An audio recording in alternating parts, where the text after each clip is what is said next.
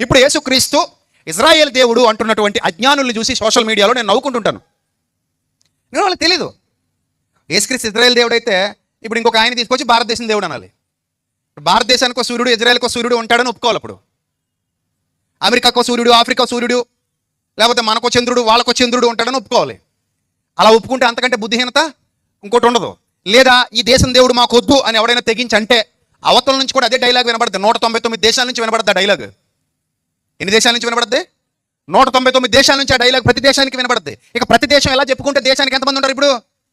అబ్బో, పోనీ దేశం అంటే మళ్ళీ ఏమైనా ఒకటిగా ఉంటుందా?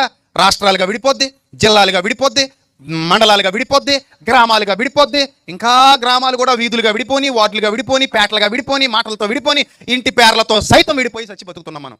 కొట్టుకు చస్తూ బతుకుతున్నాం మనం. ఇంతలా విడిపోయినాడు ఎంతమంది దేవుళ్ళని తయారు చేస్తాడు ఇప్పుడు చెప్పండి?